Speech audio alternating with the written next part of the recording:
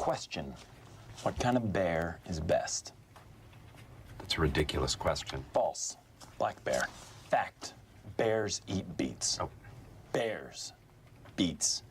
Battlestar Galactica. Bears do not...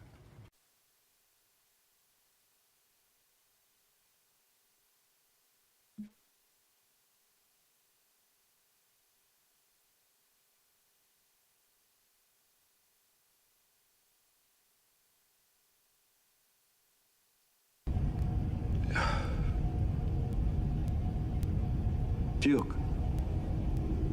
What's with the hair? You got aspirin? You should feel better momentarily, and your memory will slowly return. Puke. What's with the hair? The specific...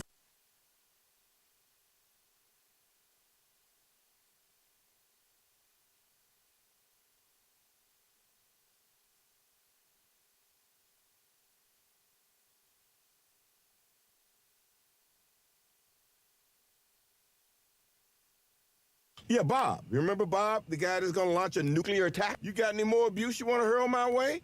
Or are you ready to go in here and take care of Bob?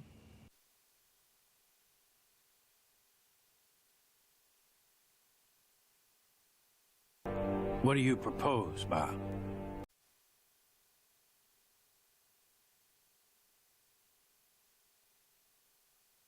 When in doubt, C4.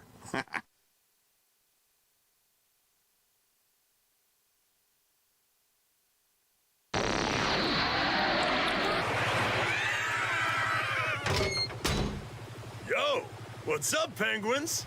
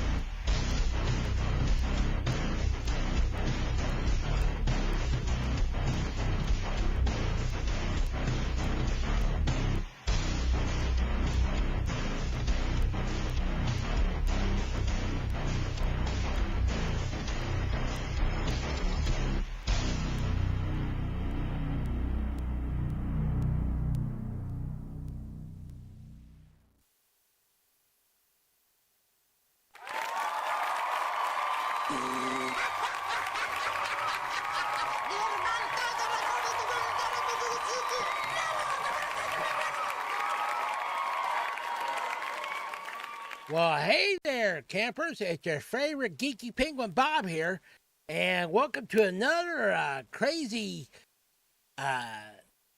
episode of Penguin Thoughts. These are the thoughts that I have when I'm thinking about the things that I'm thinking about that I'm thinking about.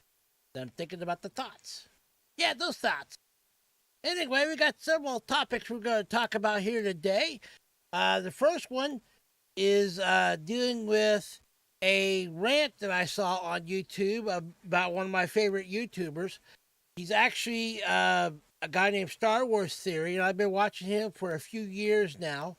And he makes really good content about Star Wars. Matter of fact, if you were to think about the top #1 Star Wars content creator on YouTube, it would be Star Wars Theory. That's how big he is. And he had a video come out the other day that just kind of shocked me and sort of shocked me, but didn't, because I've seen the writing on the wall.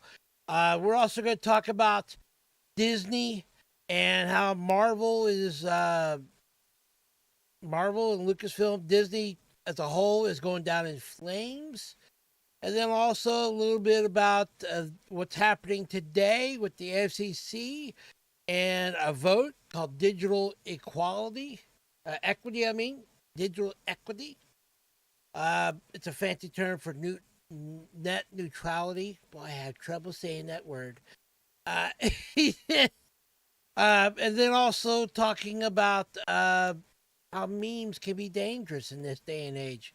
Pretty scary, so you want to stay tuned. So we'll be to it in a second, right after what we find out what Penguin Thoughts is.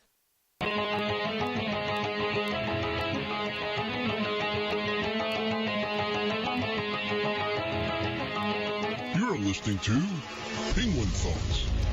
These are the thoughts that penguins are thinking when they were thinking that they were thinking about the thoughts they were thinking when they were thinking them. That is, we think.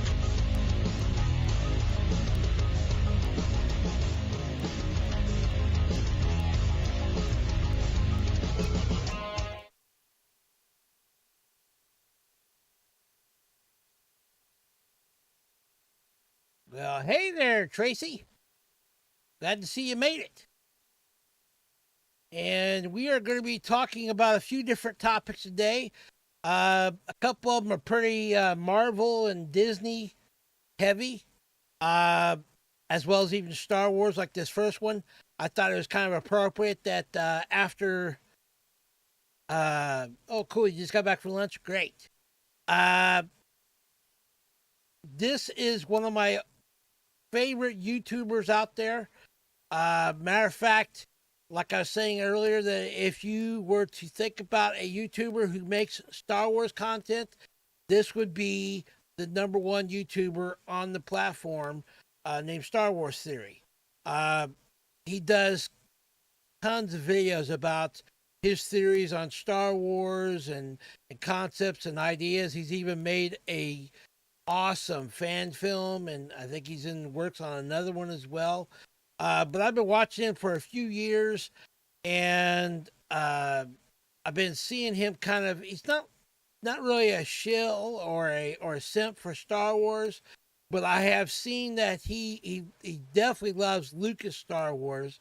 But I've noticed that over the years that I've seen him kind of slowly change his tune and get almost fed up with what Disney is doing to his beloved IP. And I agree with him.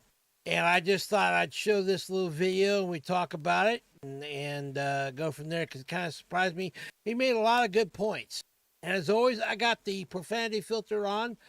He doesn't cuss all that much, but if he does, hopefully the profanity filter will get it. And be prepared to sip away for Potato Kennedy. He might mention her. I don't know. So let's go. Let's watch it. You wonder why Star Wars is in such a state where no one is interested anymore. Nobody gives a crap. We would be honored if you would join us.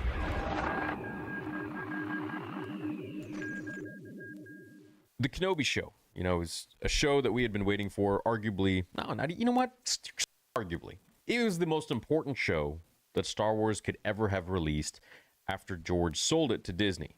We got Darth Vader and Obi-Wan Kenobi in between Revenge of the Sith and A New Hope. We got Anakin Skywalker and Obi-Wan Kenobi, as well as Luke Skywalker and Leia. Literally the main characters of Star Wars, the most important part, time, everything. And what kind of a budget does it get? It gets not even less than Andor, which I think had like 130 million or 110 million or maybe even more than that. What was the budget for Andor? Hold on here before I even get ahead of myself. You guys are going to see such a more real side of me as we push into 2024 because I'm fed up. Yeah. I'm really tired. I'm really fed up. People that don't like me already don't In a like way, me. I'm kinda People glad that love to me see this already from love me. him. And I'm He's here finally- for you guys, and I'm not here for anyone he's else. finally, At the end of the day, I'm here for George Lucas. I'm here frustrated. for Star Wars. I'm here for myself and what Star Wars used to be. Let's get a few things out of the way. what Star Wars Not used to be. everything that Disney has created is total garbage. Maybe, 80, 90%. But there is that 10% that is actually really amazing. Mandalorian Season 1 and 2, Tales of the Jedi, The Clone Wars Season 7, Rebels, Ahsoka up until episodes 7 and 8. But what I'm trying to say is, not everything that has been created under Disney's umbrella was garbage. Now, mind you, those things were created by Dave Filoni and Jon Favreau.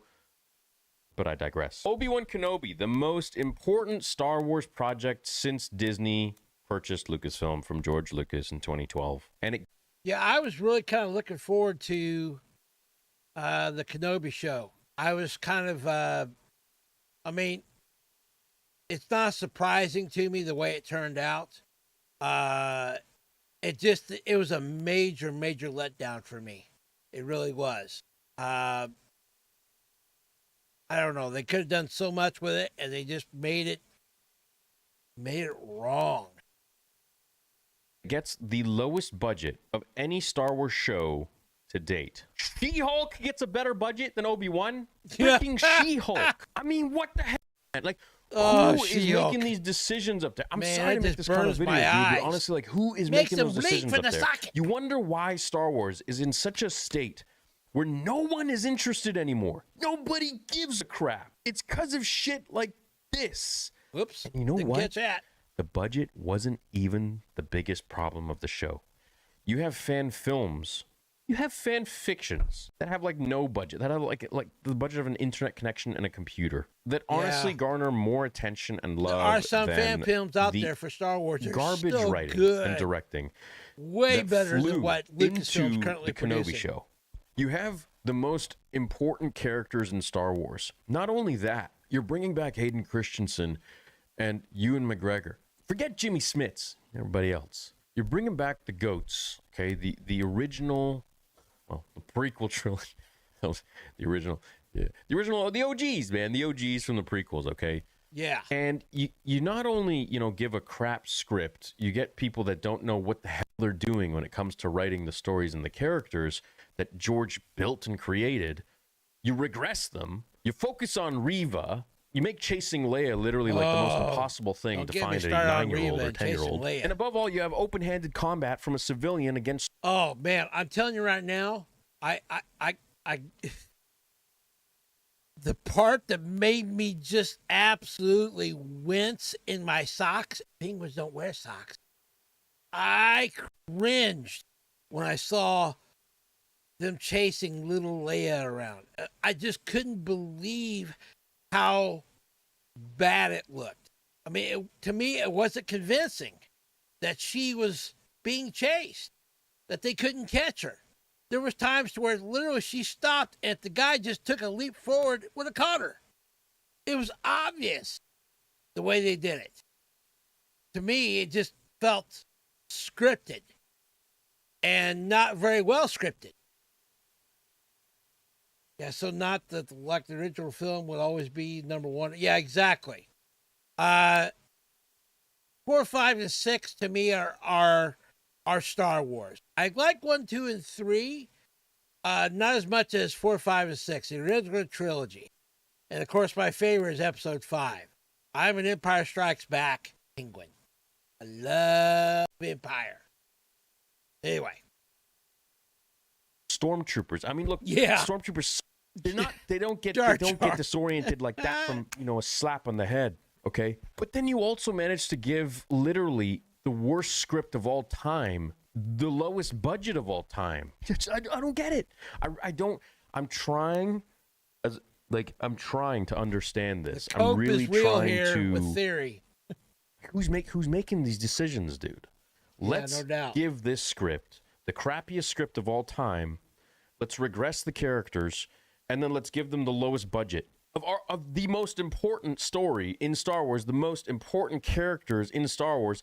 But let's literally give them the bare minimum, but focus all of our attention in Andor, which, yes, Andor is a great show for everyone who attended film school and wants to eat their cheese with a French hat so they can twiddle their mustache at the same time and talk about the Renaissance era and how great things were back then while they sip on mind their Andor wine from too much. 1922. Okay, don't get me wrong. I liked Andor. I liked it. It was a good show. It was fine. It was cozy. It was also extremely boring and made me fall asleep a million times while I was watching it. Yeah, it did have slow pacing. But it was still a good show. Whatever, I enjoyed it. Just sleepy time. It was okay? a Like, good you show. Want to put to It sleep? had very You watch slow Andor. pacing. You want Star Wars? You watch Obi-Wan Kenobi. You watch Revenge of the Sith. You don't watch Obi-Wan Kenobi. You watch Revenge of the Sith. You're watching. So I'm going Italian now. That 6% Italian is coming out, and I'm starting to get a little bit angry.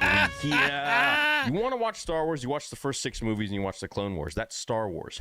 You want to create a Star Wars project? Yeah, I wonder what season 2 is going to be like as well. But not the way it was written by Joby Harold and directed by Deborah Chow. You get someone competent who knows the characters and respects the characters. You get Jon Favreau and Dave. Why didn't Jon Favreau and Dave Filoni do the Kenobi show? Why didn't they do all shows? I mean, okay, Andor was fine. It was keep the guy there. Okay. He just said something there about Dave Filoni and Jon Favreau, why they didn't do the Kenobi show. I think this is my theory on this. I don't have any necessary proof. I've read rumors out there, watched videos about this. I think the reason why they didn't was they started out doing it, and then good old Potato Kennedy stepped in and wanted things a certain way and wouldn't let them do what they wanted, and the Lucasfilm studio went along with it because KK was in charge of it. And I think eventually at one point, just like with what happened in Mandalorian Season 3, I think Jon Favreau and maybe even Dave Filoni just said, I'm done, walking away, and go work on something else. I do know there was rumors out there Jon Favreau was at his last ends and last straw and was ready to walk away. And I don't blame him. I mean, think about it. Does he really need to work and make Star Wars stuff? No, he does it because he loves it. Just like same way with Theory or with me when I talk about Star Wars. We talk about this stuff. We get into this stuff because we're geeks. We love this stuff. Yeah, I know, not KK. It's Potato Kennedy. Yes. Stop making me sip iced coffee. I'm trying to chat.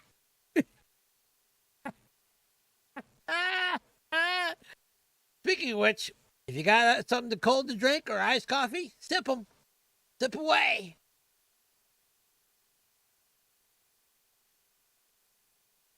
Okay. Back to my rant. Anyway, I think that's what's kind of happened with all these latest Star Wars shows. That Favreau and maybe even Filoni, mainly Favreau, was involved in some of this and got fed up and just kind of walked away of fighting all this. I mean, there was the controversy of Mandalorian into Season 2 where he actually had to keep a secret on set of Mark Hamill coming in to reprise his role digitally as Luke Skywalker. That came as a total shock to Potato Kennedy and all of them. They didn't know it happened because Jon Favreau kept a tight lip on it. He kept it close to the vest, baby. And that shouldn't happen within the same company. That just doesn't make sense. Why aren't you both trying to make a good product so you could be profitable? But then again, as we'll get into in a little bit in another video by Nerdrotic, Disney doesn't make a lot of sense anymore. They just don't. I don't think they care about making money. I think they could just let it all burn, and that's exactly what's happening. Anyway, back to the video. But even he said, he's like, half the time I forgot I was doing a Star Wars show. This is just, I am so tired. I'm so tired of trying to be so nice to people. Man, I don't care if you don't like what I have to say. Don't watch my videos. I'm not here for them. I'm here for me. I'm here for Star Wars, George Lucas, and to protect the legacy because, of quite frankly, dude, I'm the only one that keeps doing it. And they make clips of me on TikTok or whatever, they can keep doing it, but I'm literally the only one who keeps driving the point home that Star Wars is what George created. Exactly. It's not this shit that's been created now and given a crap budget so that She-Hulk can shine through as she twerks with Meg the Stallion. Ugh. I just don't He had to get show that it, again. man. How can My this eye holes are $4 bleeding. billion company be handled by these buffoons who don't even understand the characters, but also assign these nitwits to write for these legendary characters and at the same time give them pennies? But then they want to give She-Hulk the Thanks most for the money because mind it's bleach. CGI. You guys remember the ending of She-Hulk? Oh. What the hell did they do to Hulk's son? You guys Yeah. remember Andor? Why does Oh, Andor man, have a that was messed $250 up. million budget? He looks I mean, so I feel weird. like we should have paid 20, 30 million at least to Hayden, 20, 30 million to Ewan, 60 million right there. Oh shit, you have the whole budget for the show. But they give 250 million to Andor, Wow, the 250 filter's million not to really or catching 225 stuff. million to She-Hulk. You're looking at $500 million, you're looking at $500 million for two shows, which honestly aren't even the most important things in either of their franchises. What the heck are these people thinking? And you're wondering why South Park is making these kinds of comments towards Kennedy. It's because Potato people there Kennedy. clearly aren't using their brains. And it seems like I'm taking crazy pills. I'm starting to feel like I'm Mugatu. It's like, does nobody see this? And we're all just... Yeah, get this. I think it was to the tune of, there was an article came out, I don't remember where it was, saying that She-Hulk, every episode, they made every episode to the tune of like $200 million, I think it was, per episode. That's how much it cost to make an episode of She-Hulk. And they didn't even barely give that much out of one episode for a budget to Kenobi. It just doesn't make sense to me. standing around like, hey, it's okay. We got Andor. Andor's the best Star Wars we've ever... It's not. It's Blade Runner with a Star Wars theme. It's Pretty not bad. much. I love Blade Runner. It's good, Go to my though. Theory Talks channel. but I'm always it's playing just- Blade Runner music. it is But it what it doesn't is. mean it's a good show for Star Wars. The Last Jedi was the most asinine representation of a continuation of Luke Skywalker's story that I've ever seen in my life. Yet it was a good movie. It just wasn't a good Star Wars movie. Who the heck? I don't... I didn't like Last Do you know the movie Jedi, How to Lose a Guy in 10 Days? I feel like Disney has one, like how to lose a franchise in 10 years. And now they're pouring all this money and Pretty focusing on much. the Rey movie. Like, are you guys not learning your lesson? Like, seriously, are you No, they're not not. learning your lesson? They're not learning the lesson. That's I just what's don't sad get about it, all man. that. I don't get it how they can be so out of touch. Make better Star Wars, dude. Make Mando season 1 and 2. Make that continuously. I don't know what the heck happened with the Book of Boba Fett. Oh, Well, obviously someone's Favreau meddling walked with away from something that. out That's there. what happened. Okay, because it did the consistent wise. It just doesn't make sense. Mando season 1 and 2 were literally like perfection. Mando season 3 was the most disjointed thing I've ever seen. Boba Yeah. Fett was just shit. To be honest, like the first 2 episodes were amazing. I read an article. Tamora Morrison, who Then played after Boba that, Fett, like what happened? was even upset about Booby Fett. eventually. Yeah, well, like what's going? Came out and said that he didn't like the portrayal of his beloved character, Boba Fett. And I don't blame him. I mean, granted, he's the actor, but at the same time, you know, he's inhabiting this character. He's living with this character in his mind. To a certain extent, you would like to think the actors care about the characters they're portraying. And in this case, he did. But obviously, at the end of the day, he's powerless to change what turns out because he don't get to write the stuff. He just has to act out what's on the page, which is really sad. Just like, I'll say it, Lucasfilm is stupid. They just don't know what they're doing. They hire inexperienced writers. There are YouTubers out there that can write better Star Wars content than what Lucasfilm has produced under Potato Kennedy. It's just wrong. to one of my favorite IPs. Sorry. Theory's getting me fired up on a rant. Going on here? I don't know. I just better feel, watch out. I have feathers that start flying. I feel like it's satire at this point. You know, it's like we just constantly keep trying to see what else they're going to mess up at this point. And it's like, I don't want to do that. I just want to enjoy Star Wars. You guys remember how hyped Star Wars fans were when Mando 1 came out? Oh my gosh. And it was like Star Wars was back. It was like that's after The Last Jedi. And we thought, you know, like, oh my God. Yeah, exactly. Finally, Crazy. we got something to grasp onto now. I don't know, dude. I don't know. It's just, and you know, they don't even want to give Kenobi a second season. It's like, well, yeah, I mean, I don't blame you, dude. Like, where are you going to go from there? Yeah. I mean, the whole show just focused on, you guys. Well, they could do bring back. I'm so frustrated. So Disney, like, I don't know, you guys, do what you want to do, man. At this point, you know, you can't. It's in the hands of the fans, and the fans are going to continue to make fan films. You guys are going to continue to get roasted by South Park and even bigger media that will come in the future, and you deserve it. You really do, because you aren't learning from anything, and you're continuously ruling with your ego, and you guys just have no idea what Star Wars is about at the end of the day. There are many people at Lucasfilm who have a real good, clear understanding, and yes, I do think I have a very good understanding of what Star Wars is. First 6 films, I'd say he does. I think I know it better than pretty much anybody.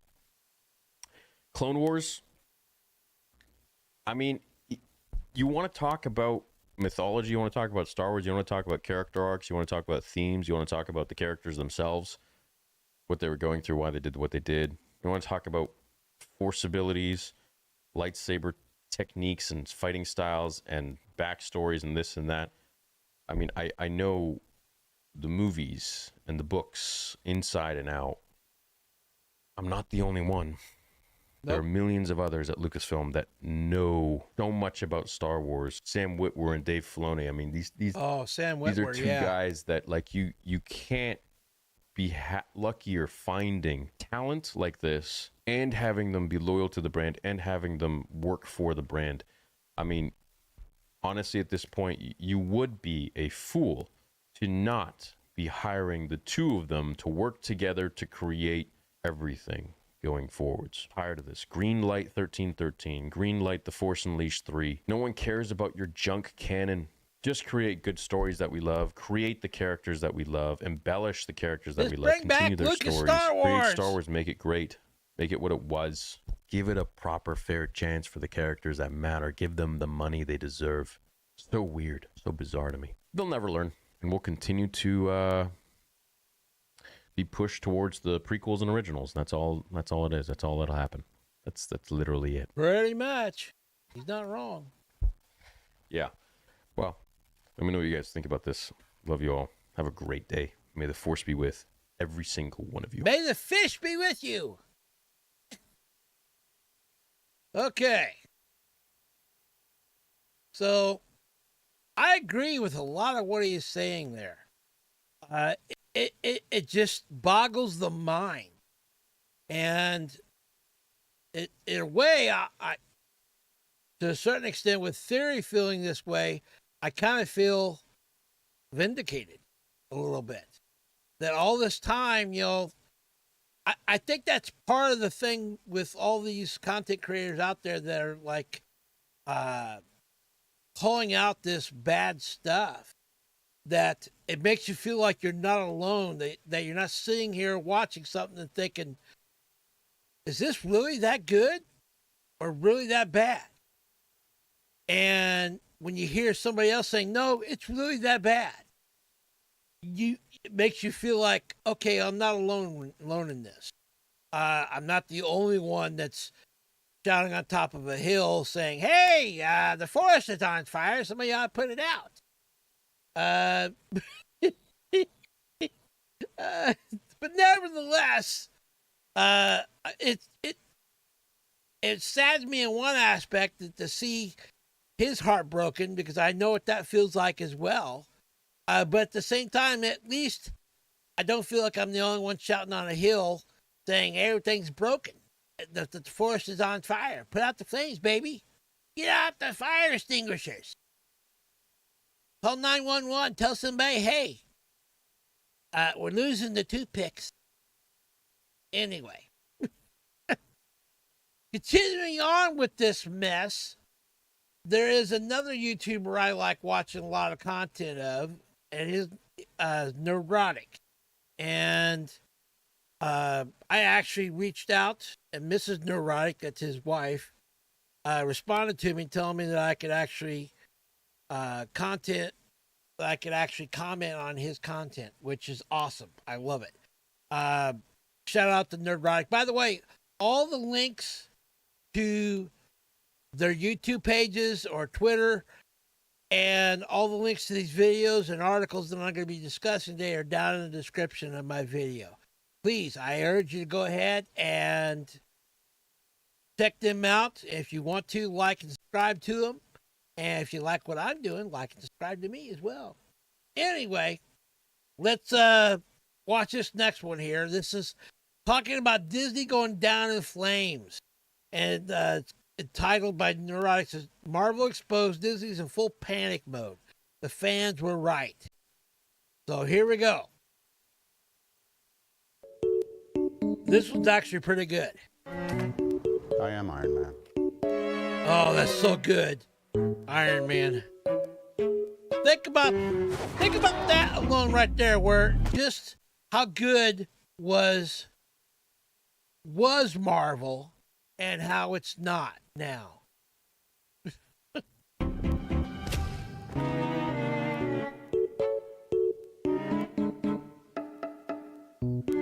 Nerdrotic.com. Aw, man, you just hate to see it. Disney Marvel has had yet another bad week. I mean, aside from the parent company's stock continuing to fall, fired Marvel chairman Ike Perlmutter is backing activist investor Nelson Peltz to force his way on the board to force Bob Iger to change or force him out. Disney just got completely roasted by South Park in an episode that's gone insanely viral. There was recently a book written about Marvel airing some of their dirty laundry. The Marvels is projected to be a historic flop. I don't watch watch most South recent Park, clips so from the Marvels on the Marvel Entertainment YouTube channel are either almost ratioed or ratioed. Then there's that Jonathan Majors trouble. Now, I could be talking about his court case, or I could be talking about his acting. Maybe both.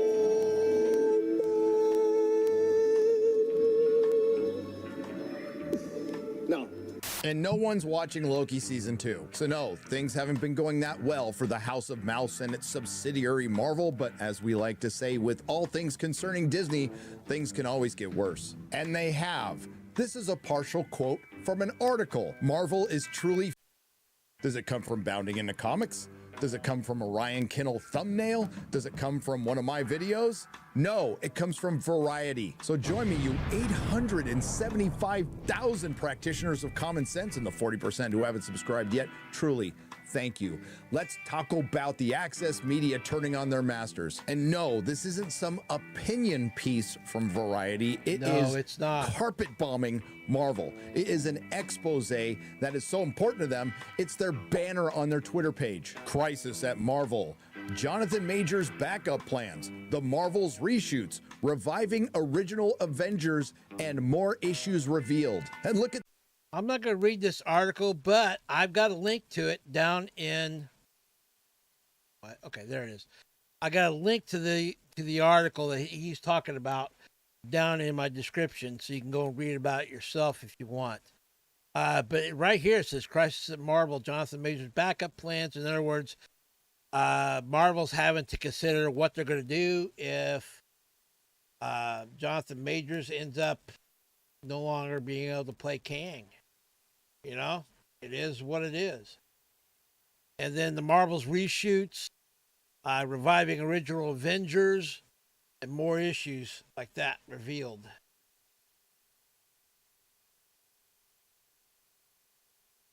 And just to read like the first two paragraphs right here, I want you to read the rest of it. This past September, a group of Marvel creatives, including studio chief Kevin Feige, assembled in Palm Springs. Oh, let me zoom in on it here a little better so you guys can see it. Whoa, whoa, whoa, too much. Okay. This past September, a group of Marvel creatives, including studio chief Kevin Feige, assembled in Palm Springs for the studio's annual retreat. Most years, the vibe would have been confident, even cocky, given how the premier superhero brand, owned by Disney since 2009, has remade the entertainment business in its image. Yeah, they had a very long run, as we all know, of really good stuff. All the way up until, I'd say, maybe Avengers Endgame. After that, it just went down the tubes, quick. But this occasion was angst-ridden. Everyone at Marvel was reeling from a series of disappointments on screen, a legal scandal involving one of its biggest stars, and questions about the viability of the studio's ambitious strategy to extend the brand beyond movies into streaming. The most pressing issue to be discussed at the retreat was what to do about Jonathan Majors, a.k.a. the guy that plays Kang, or He Who Remains, Kang the Conqueror. The actor who had been poised to carry the next phase of the MCU, in other words, he's supposed to be the next big bad after Thanos. But instead is headed to a high-profile trial in New York later this month on domestic violence charges. Now, he may be innocent of all this, but nevertheless, it still throws things up in the air in question.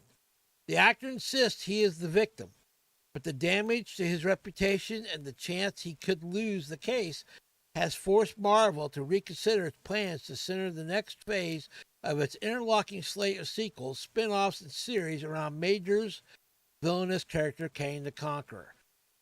This feels very much like Ezra Miller and The Flash, and how DC, Warner Brothers, tried their very best to distance themselves from all the chaos that Ezra Miller was causing by delaying the release of The Flash.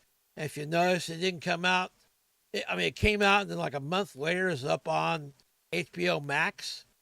And just kind of like they wanted to like get it out there and then hope nobody really pays that close attention to it. And it did not do very well in the box office at all. Anyway, continuing on with the video from Nerdrotic. But if you want to read this Variety article for yourself, you can actually go to my description down there, and I got the link to it in the description.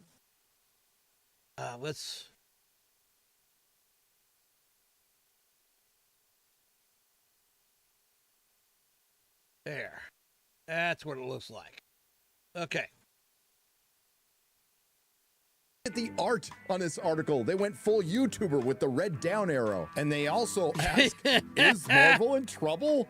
Disney's biggest hitmaker will need to flex its muscles to overcome superhero fatigue, and the Marvels won't be the answer. Well, to answer their question, hell, in trouble. By the way, I don't know if we're necessarily in superhero fatigue as much as we are in bad movie and bad content fatigue. Because I think if there is a good superhero movie that comes out, one that doesn't have identity politics and race swapping and woke stuff in it, and it just tells a good immersive story that's true to the comic books, I think people are still down to go see that. At least I know I am. Because the MCU killed the MCU, and now we're in phase apathy. Now, I just made a video as to why Marvel failed. You can check it out right here. I also have an extensive playlist that chronicles its demise over the last few years. Now, the reason we're going over this is because there is some new information. There's some information that confirms some of the stuff I've said. Agreed. And yeah, it's a victory lap, because guess what? I can handle the race swapping all stuff along. This it's when they September, throw in a group of the Marvel politics creatives. and the I'm gonna have identity to stop stuff. you right there, Variety, because me. there are no longer any creatives at Marvel, including studio chief Kevin Feige, assembled in Palm Springs for the studio annual retreat. Most years, the vibe would have been confident, even cocky, given how... Or swapping them just for the sake of pandering to identity politics or things like that. You know, it's one thing to go ahead and change out a character based on sex or race, and they just want a new spin on things, that's fine. But when they do it and it's blatantly obvious because they're wanting to get this identity politics or woke or street cred out of it, that's the part I can't stand. Like, don't change it just for the sake of change. Change it because it makes sense for your story. Anyway. Now the premier superhero brand, owned by Disney since 2009, that's when Marvel died, has remade the entertainment business in its image, and boy does the entertainment business now regret that. But this occasion was angst-ridden. Everyone at Marvel was reeling from a series of disappointments on screen, a legal scandal involving one of its biggest stars, and a question about the viability of the studio's ambitious strategy to extend the brand beyond movies into streaming. Now, apparently the most pressing issue is Jonathan Majors. Now, I believe the man is innocent until proven guilty. He deserves his day in court. I agree. And Disney has shown him something they didn't show someone like Gina Carano: patience. The actor insists that he is the victim, but the damage to his reputation and the chance he could lose the case has forced Marvel to reconsider its plans. Never mind the court case, Disney Marvel should be reconsidering their plans based on this. And that's the gambit. Or this.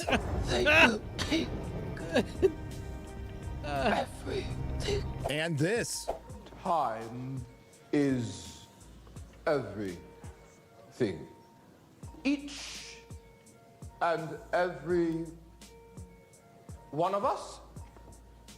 Oh, brother, this guy stinks! At a gathering in Palm Springs, executives discussed backup plans, including pivoting to another comic book adversary like Doctor Doom. And yes, a lot of us have been asking for that, but unfortunately, Marvel would probably have him fighting an all-female Fantastic Four or all-female Young Avengers. Not interested. But making any shift would carry its own headaches. Majors was already a big presence in the MCU, including as the scene-stealing antagonist in February's massive flop, Antifa Man and Wasp: Commie Mania, and has been positioned as the franchise's next big thing in this season of Loki, particularly in the finale, which airs on November 9th and sets up Kang as the titular star of the 5th Avengers film in 2026, which is probably soon to be retitled. And let's keep in mind, Jonathan Majors' Kang was only chosen to be the big bad in the multiversal saga based on the hype from the awful Loki season 1. This comes from the book The Reign of Marvel Studios. According to one Marvel source, Kang was not originally intended to be the overarching villain of the multiversal saga. The decision to elevate him to a Thanos-level threat was based on the positive buzz actor Jonathan Majors generated for the role. Marvel is truly... Yeah, and from a comic book perspective, Kang is not as intimidating of a villain as Thanos. I don't think he's Thanos level. In some comic books series, he's kind of almost not comic relief, but a joke. That the Avengers don't really take him all that seriously. As well as comparing him to Doctor Doom. Dr. Doom, in my opinion, would be a way better villain than what Kang is. The whole Kang angle, and I might add so much more, says one top deal maker who has seen the final Loki episode, and they haven't had an opportunity to rewrite until very recently because of the WGA strike, but I don't see a path to how they move forward with him. Disney Marvel, just in case you're out there listening, Jonathan Majors' Kang, while being a horrible villain, is the least of your problems. Beyond the bad press for Majors, the brain trust at Marvel is also grappling with the November release of The Marvels. Yeah, the Variety article, by the way, does have blockbuster Captain Marvel, where Captain Marvel was demoted in her own sequel that has been plagued with lengthy reshoots and now appears likely to underwhelm at the box office, and we just happen to have some news on that. The original domestic opening weekend estimates for the Marvels were between $75 and $80 million. Since then, they have been adjusted down just a little bit to $45 to $50 million. Just a little bit. The Marvel machine was pumping out a lot of... Yeah, let me show you that real quick here, too.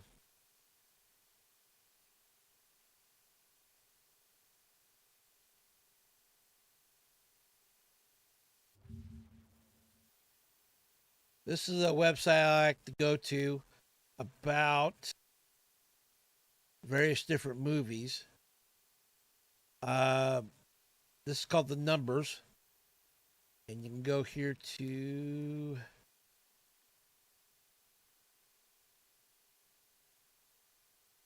Not even showing it today. Let's look at the previous chart. There we go. Marvels, right here.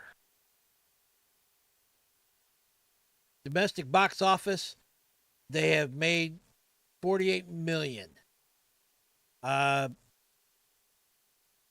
Although it took $274 million to make it. That's a loss. That's a significant loss. Even worldwide numbers are not even reaching that number of 274 million. And this released just last Friday, the Marvels. That should be a clue to Disney, I would think, that things aren't working. Do something different.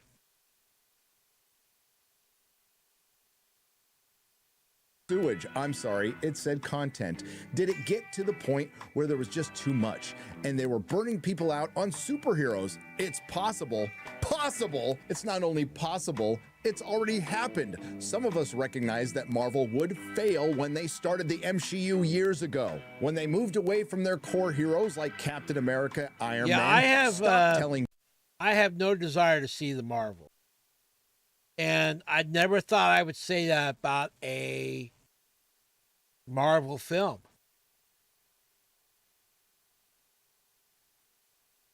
Yeah, and I know I won't go to the movie theater to see it. I may watch it if it comes to Disney Plus. It may not. I don't know. Maybe in a moment of weakness. If I want to watch to see just how bad it really is. But I don't know. For me, I'm just like I am with Star Wars and Star Trek and Doctor Who. I'm just apathetic anymore. Like all these beloved IPs, I just don't really care much anymore. It sticks in my feathers. And not in the good, pleasant way either. Good stories about good characters and started pushing a message through identity. As a matter of fact, they unintentionally get to a great example from Wall Street analyst Eric Handler, who covers Disney. The more you do, the tougher it is to maintain quality. Yeah, no shit. They tried experimenting with breaking in some new characters like Shang-Chi and the Eternals with mixed results. With budgets as big as these, you need home runs. And why did they have these mixed results that were actually flops? Well, as far as Shang-Chi is concerned, the character doesn't look or act anything like he does in the comic. Correct. And they cast a thin-skinned stock photography model who doesn't like it when YouTubers point out his film flopped. Because this is the Shang-Chi we got, and this is what he's supposed to look like in the comic books. This is the Eternals we got, and this is what they're supposed to look like in the comic books. And I might add, the Eternals were specifically chosen so they could race and gender swap everyone. Feige would specifically address the Eternals race and gender swapping almost every single character from the comics when Variety's Kate Arthur asked, Eternals expands the MCU in terms of representation with its large international cast. Its first LGBTQ, where's the plus bigot superhero. I know some of these things are baked into the Eternals, but how many of those expansive ideas came from Chloe? Kevin answered, well, the notion of switching up the genders, sexualities, and ethnicities of the characters from the comics was baked in initially. That was part of what Nate Moore was really advocating for in moving Eternals to the top of our list for us to start working on. In other words, prioritizing the message over a good story. That's going to be a bit of a theme here, and of course, it's something that Variety completely leaves out. The Marvels, which opens in theaters on November 10th, will struggle to get past the infield, at least least by Marvel's outsized standards. The movie, which cost $250 million, actually the budget was reported at $270 million a year ago, not counting the reshoots and marketing, and sees Brie Larson reprising her role as Captain Marvel, is tracking to open 75 to 80 million, and now we know it's much lower than that, far below the 185 million Doctor Strange Mom took in domestically. I agree, 100%. In its debut weekend last year. We all know about the Antichrist. extensive problems with the Marvels. Again, Brie Larson was demoted in her own sequel, and then surrounded by That's a shield why of I feel diverse the women. need to The ballooning discuss budget things due to the multiple reshoots, leading to the multiple delays. But we as geek culture goes, and even politics, which I don't really want to talk about politics, all this stuff is geared toward how society goes. And more importantly, the direction of people to God or away from God, and how it looks in the end time.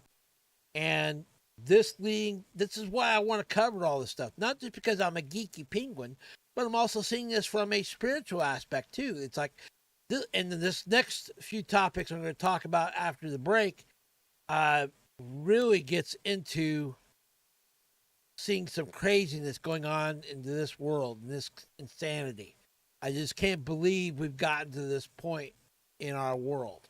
But in a way, it's not surprising too, because we all know, as a Christian, we know that this all leads to the Antichrist eventually assuming power. So, but anyway, I agree with you what you're saying, Tracy.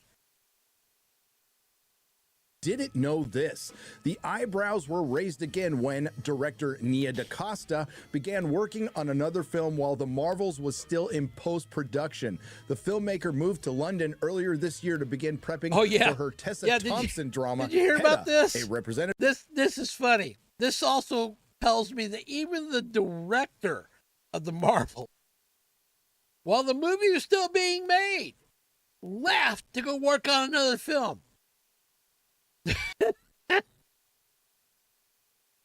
They normally stick around till the film is completely done and out of post-production. That's what they do. That should say 1,000 words. Because it shows the picture. If a picture's worth 1,000 words, it draws a picture here that even the director checked out. That they weren't even interested in their own movie. What's that say? That's just insane to me. Why would you even bother to make a movie in the first place? It's because of the message, the political identity politics stuff that they want to push, their agenda. Oh, I know I feel like I'm beating a dead horse, or maybe a dead walrus. I don't know. How about a dead shark? There we go. Penguins don't like sharks. Me no likey. Except for my brother Sharky. Anyway. For DaCosta declined to comment, but this is not unusual for Disney Marvel because, as I've told you in previous videos, directors are not hired, they are cast, which was exposed years ago when Lucrecia Martel turned down Black Widow after Marvel told her, don't worry about the action scenes. Companies are interested in female filmmakers, but they still think action scenes are for male directors, said the Zama director. I mean, are they wrong? I don't know. I'll report it. You decide. But they aren't wrong here. If you're directing a $250 million movie, it's kind of weird for the director to leave with a few months to go. Now, I reported a couple of months back that The Marvels was the lowest test screened film in the history of the MCU. Some told me that those test screenings never happened. Well, then there's this. Disney employees and their friends and families took the uncharacteristic step of holding a public test screening in Texas. The audience gave the film middling reviews. I think middling is being generous, but not to worry because Disney Marvel is saved thanks to the genius intellect of the Disney marketing department. Call this a Hail Mary, but I think it just might work. A cat live stream. That's messed up. They actually did this.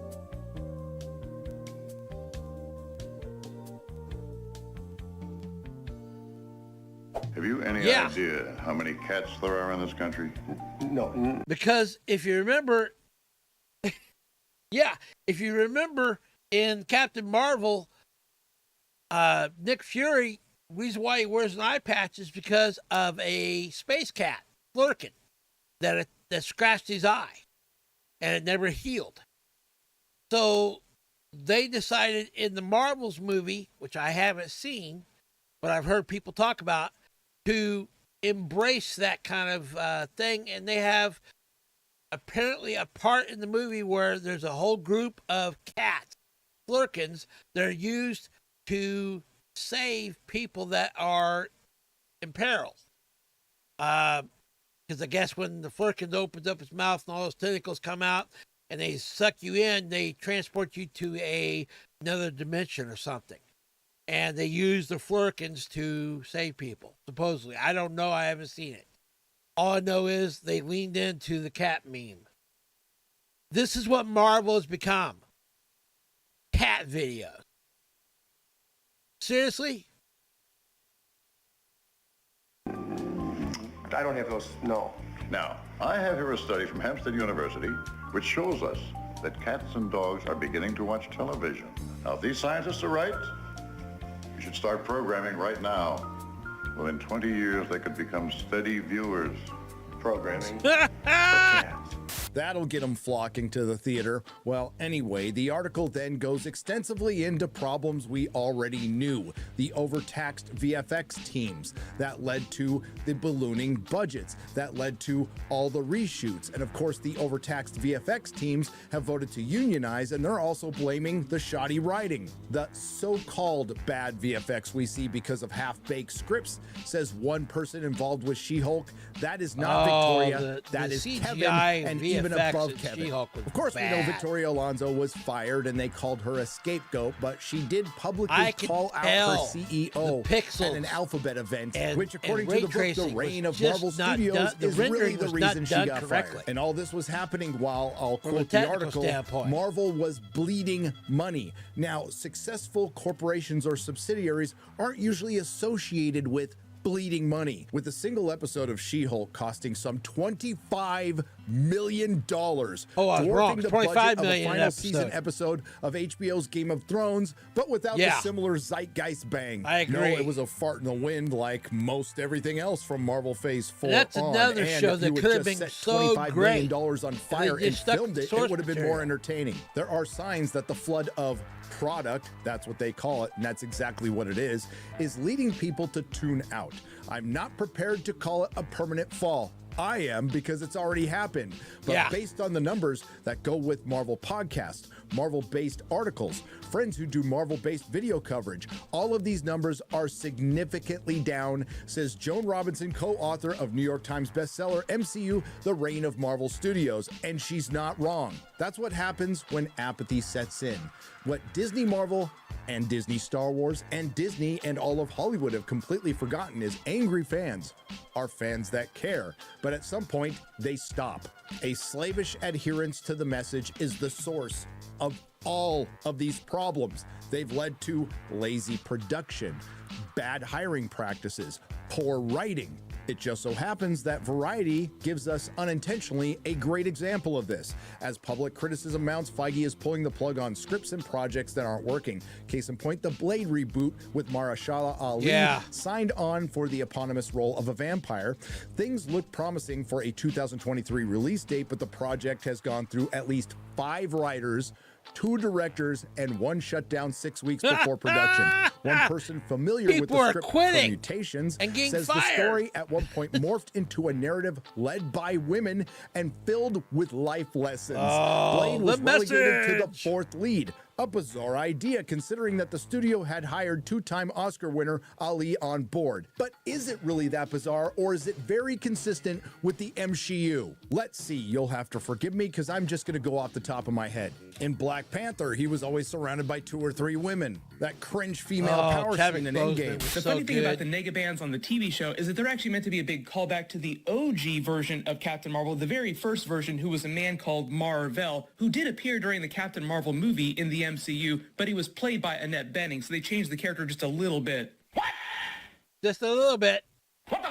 He was played by Right. Annette Good Bening, Mustang, though. They changed the character The car. just a little bit. But that was just the beginning. Things get much worse. Shang-Chi surrounded by 2 or 3 women. Arguably, the women are more masculine than the titular character. The Eternals took the main character from the comic book, Icarus, and turned him into a villain so they could have a female lead. In Doctor Strange Mom, Doctor Strange is surrounded by 2 women in pursuit of a woman. In Thor Love and Thunder, Thor is No surrounded problem, by Tracy. 2 women. In Wakanda Forever, unfortunately, the male character died. Of See you in a course, bit. women most affected, and then that male character is replaced by a female character who is constantly surrounded by 2 or 3 women. On the D+ shows, Loki was a bait and switch for a female Loki. Hawkeye was a bait and switch for a female Hawkeye. Yeah, Moon Knight pretty was much. saddled with a female character called the Scarlet Scarab so they can have an Egyptian superhero. And She-Hulk, the one actual popular female character from the comics,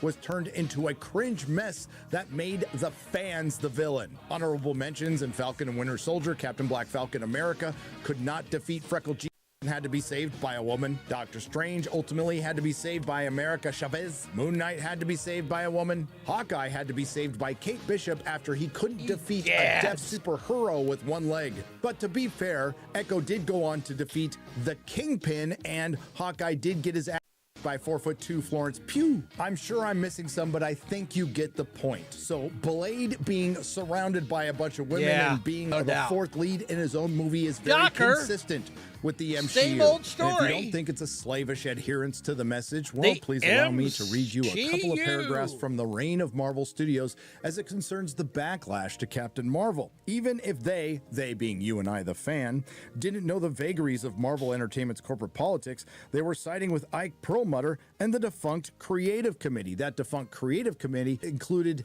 noted Trump supporters Brian Michael Bendis and Joe Quesada, who had lost the long war to keep Marvel Studios focused on male and white characters. That is fundamentally untrue, but let's go ahead with the narrative that clearly comes from Kevin Feige.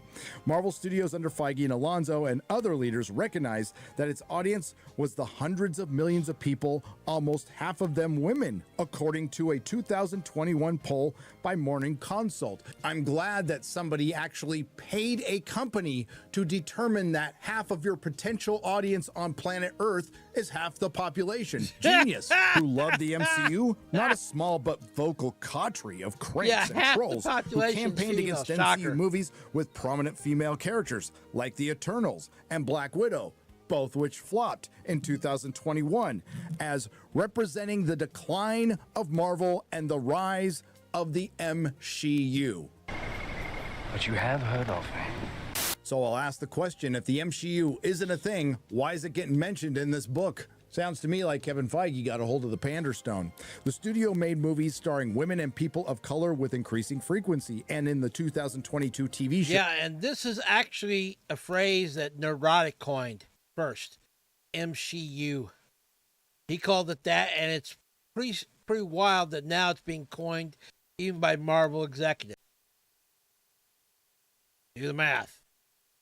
She-Hulk attorney at law, Marvel even had a hero, Jen Walters, battle her male online critics. And how did that work out for her, and how is that working out for Marvel right now? And now it's all falling apart, just like we said it would, and this is leading to absolute Disney Marvel desperation. Sources say there have been talks to bring back the original gang for an Avengers movie. This would include reviving Robert Downey Jr.'s Iron Man and Scarlett Johansson's Black Widow. By the way, Scarlett Johansson has said in the past that she would never come back. We'll have to see, both of whom were killed off in Endgame. Again, this is obvious desperation because it will not fix the overall problem. Sure, Even if you in get the the gang back latest together Marvel's for one more trailer, movie, it will do they well, but had it will simply be a gimmick, a stopgap, RDJ a Band-Aid, and- but the and Marvel Cinematic Thor in Universe it, is so still forth. dead. And yes, there's and those Deadpool weren't 3 even in out the there, movie. which is probably going to get delayed a year, and who knows if that's going to be good.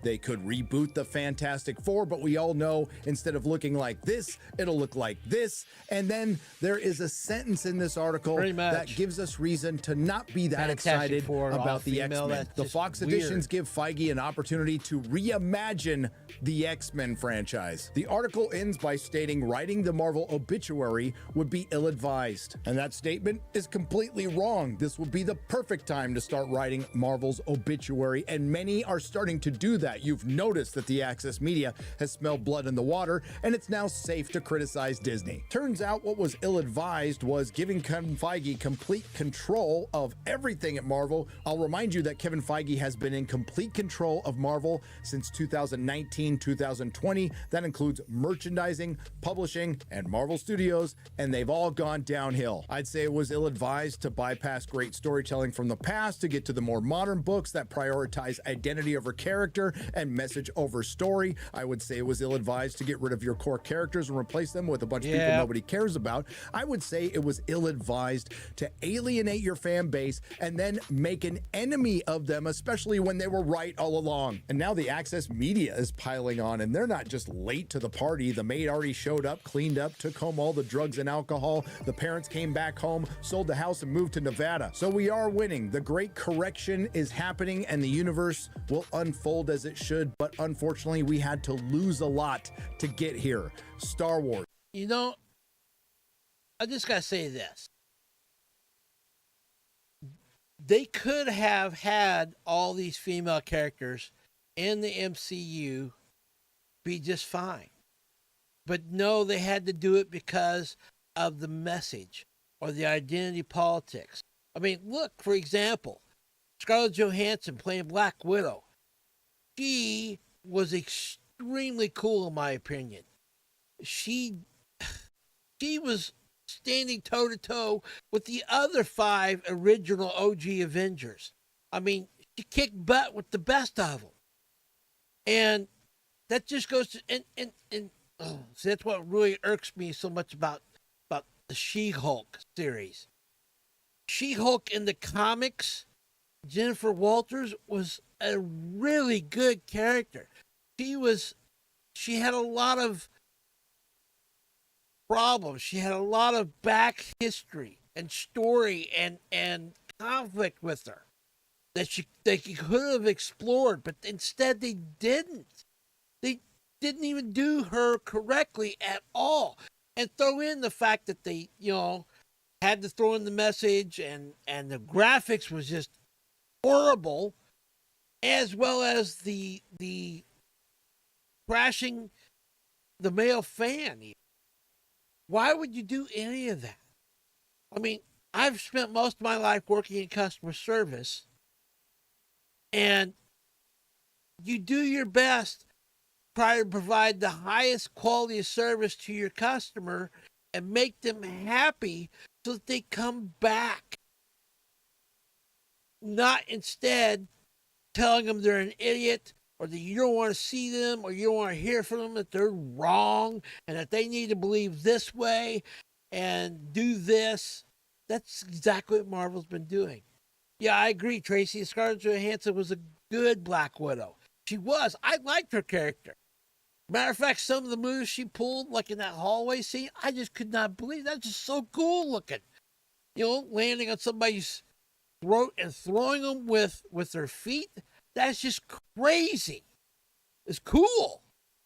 I don't know. I just don't understand. They have the capability of doing a female character correctly, just they won't. For whatever reason. No, I think the reason is clear. It's because they care more about pushing their message and their agenda than they do about making a good content or a good story or a good product that the fans want in the first place. And they don't care if the fans like it or not. Matter of fact, if you don't, then they start calling you names. That's 3-year-old behavior. A 3-year-old kid, when he doesn't get his way, what they do?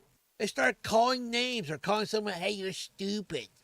Come on. Isn't this supposed to be a group of adults here? How petty is that?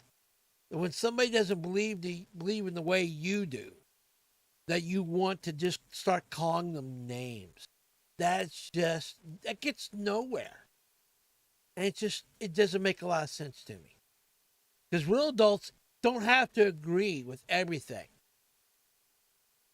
But they have a open and honest conversation. And even at the end of it, if they don't agree, they can still walk away agreeing disagreeably, if that makes sense. Either way, that's the adult way of handling things, not the 3-year-old child way, which is what Marvel's been acting like for a long time. Disney's been acting like for a long time. Star Trek, Doctor Who, and Marvel. And now Disney Marvel is so desperate, they've made a profit out of Joe Rogan. Is the door to Iron Man totally closed? Because I don't believe it is. Oh. You guys can go through time now. You can go, you already opened up that door. Well, let me ask you the question. If I pick the jersey back up and put it on, wouldn't you feel a little bit like, oh, no. crap? No. Oh. Here's what I think. Right. They go through a few semi-lackluster Avengers movies without you. Nerdrotic.com. If you like what you heard, please like, share, and subscribe. If you didn't like what you heard, I thank you for listening this long. I will see you in the next video. Okay. I'm going to take about a good 2-3 minute break here. I've been drinking so much iced coffee, I need to go to the little penguins room. And then we'll come back and we'll switch gears. I want to talk about something that's happening right now today, as well as something that I saw on Tucker Carlson on Twitter, and kind of discuss this. It just shows to me the insanity that this world has gone to. We're living in clown world, people! And if you're scared of clowns, that should scare you. Even if you're not scared of clowns, that should scare you.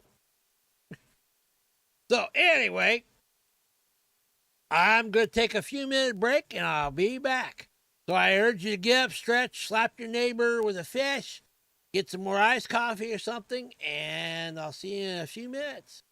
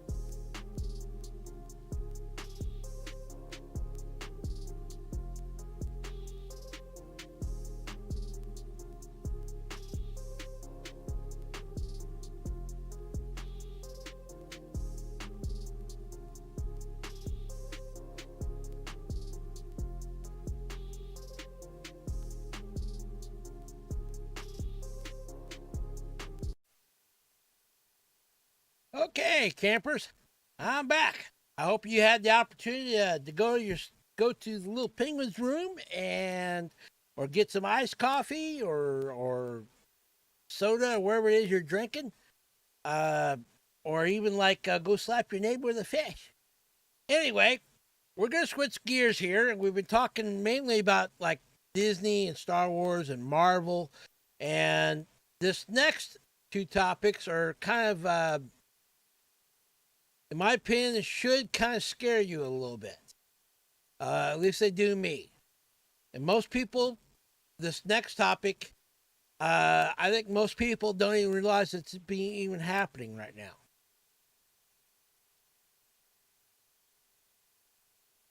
This article on AFA.net came out on Friday. Matter of fact, I put a link to this article in the description, as well as I even made a video yesterday on it. So if you want to see my full breakdown of this, go ahead and check that out. It's about a good 9-minute video. I'm not going to read this whole article, but in a nutshell, this is a thing that's not new, that has reared its little head multiple times over the years, a thing called net neutrality, or what they're calling it now, digital equity. It's Biden's internet takeover plan. And I'm going to read a little bit about this article and go into a little bit about what it is. The Biden administration has asked the FCC to take complete control of the way the internet service providers do business in America. Did you catch what I said there? The Biden administration is wanting the FCC, the Federal Communication Commission, who's in charge of all the radio and internet and TV regulations and stuff. They're being asked to take complete control of the way the internet does business. Internet service providers, be it like AT&T, Comcast, Spectrum, you name it, in America. Currently governed by the private sector. In other words, it's currently governed by each individual ISP. The FCC would take control and establish rules and regulations to strangle the free market by deep government policies and regulations. In a nutshell, for lack of a better word, this is internet policing. That's what net neutrality is, or digital equity. And Biden is wanting to kind of go at this again, bring it up again, and try to get this plan indicated for whatever reason he may have to do that. This would include dictating broadband prices to consumers, that's us, tower and satellite locations. In other words, where they can actually build towers and put satellite locations for internet. Expansion of services for your local internet provider, what they can and can't offer. It would also tightly regulate providers to the point that they would basically become an extension of the government itself. Catch that? Basically, they would regulate so much of the internet here in America that the internet would be kind of controlled by the government 100%. Anybody like the term Big Brother watching? That's exactly what we're talking about here. Next week on November 15th, that's actually today, the 5 FCC commissioners will put to vote Biden's plan in place. Yeah, that's what I was thinking too. I mean, this is what's currently going on right now in China. China, their internet is regulated by the government. Now, I've seen this happen, this proposal come up about 6 or 7 times in my career working in IT. And so far, every time it's been shot down. It for the most part, it's always been a very hard hill to climb for the FCC to do this, to vote this in. But here it is again. It just won't go away. It's like the bad penny. It keeps popping up. This policy is so bad that one FCC commissioner is speaking out publicly against it. Commissioner Brendan Carr is calling the Biden administration's digital equity. That's what Biden's calling it, digital equity plan for all internet services and infrastructure an unlawful power grab.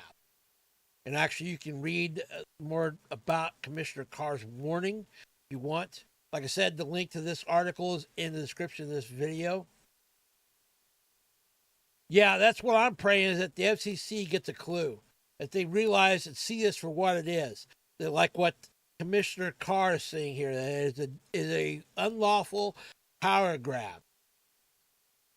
Take a look down here, all the things that would be affected. The text of Biden's order expressly provides that the FCC would be empowered for the first time to regulate the following for every internet service provider. No matter what service provider you got in America that provides you internet access, these are the things that would be under the FCC control. That would even affect things like YouTube, the platform you're watching me on right now even. Everything would be regulated. Here's the things that they're listing: network infrastructure deployment, network reliability, network upgrades, network maintenance, customer premises equipment. In other words, where they can actually build ISPs at and where they can't, and installation of equipment. They would also control speeds, capacities, latency, data caps, throttling, pricing, promotional rates, imposition of late fees, opportunity for equipment rental, installation time, contract renewal terms, service termination terms, and use of customer credit and account history. That means literally the FCC can have the power that if they don't like what you're saying, they could shut you down. They could shut down the ISP or shut down the social media content. It would give them way too much control and power. I also put another link in the description that goes, there's a video about 5 years ago by ABC News that kind of gives an explanation of what net neutrality really is. I recommend you watch it if you don't really totally understand what this all means. But I'm looking at this from a tech standpoint, more than a political thing, which I don't really want to get into the politics of this. Biden is president, and as a Christian, we are supposed to may not agree with, but we are to pray for our leaders, which I do. I pray that the FCC and our current government regime gets a clue and turns back to God. This is wrong. I have felt this way ever since the first time I saw it back in the early 2000s, late 90s. I mean, this is nothing new. This has happened several times. And luckily, up until now, America has been a country that wants to remain free, and the internet has remained free. But things are changing, if you haven't noticed, in this country. People are crazy. They've just gone insane. They no longer really want freedom per se. They want communism. They want socialism to come in, which is not freedom. It gives control back to the government.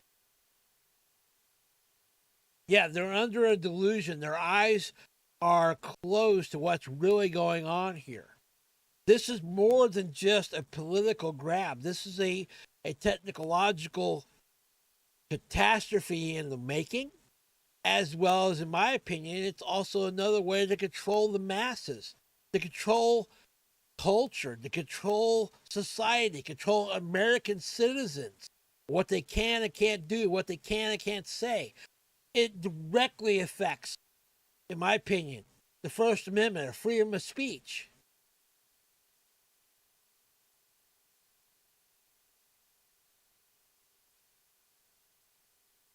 Oh, I agree completely. It's also setting up for the one world government and the Antichrist. That's where everything leads to anyway, from a spiritual standpoint. I agree 100% on that. It makes sense for the Antichrist to be able to take control of information. Information is power. It really is. And he who controls the information has all the power, has all the knowledge. And that's what the internet is. I mean, think about it. You want to know about how to paint your fence with stain instead of paint. You can go on the internet and Google it. You can find a video on YouTube about it, or an article to read about on Reddit or something, or what somebody did. Or perfect example, I had a situation with my truck a while back, why it wasn't blowing air through the vents.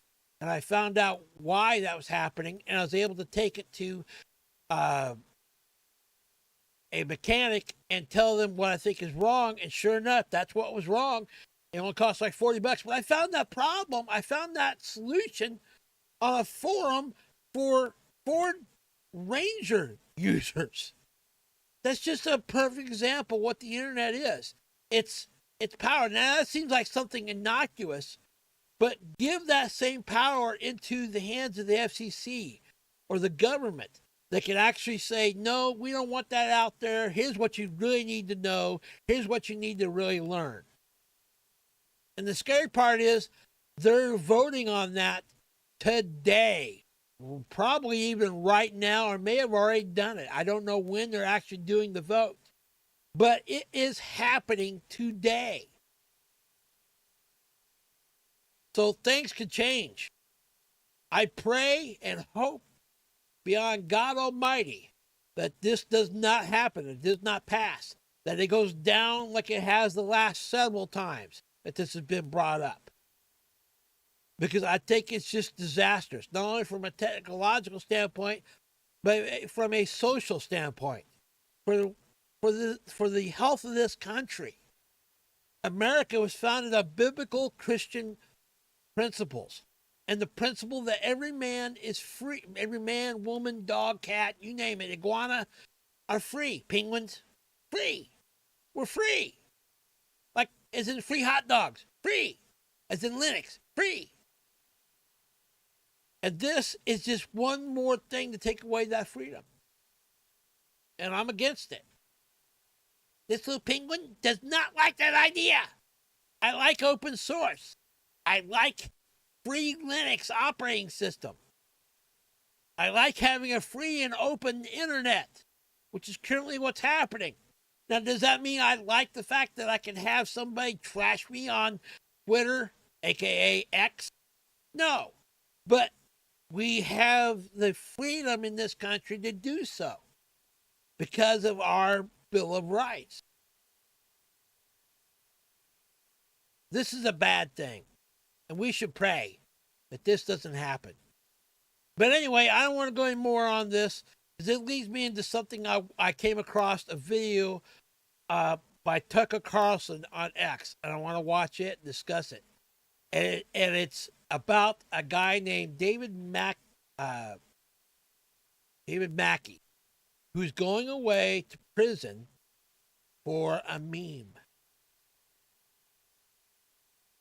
Yeah. You may not agree with what you say, but I will fight for your continued right to say it. Exactly. And God is the one that created the idea of free will.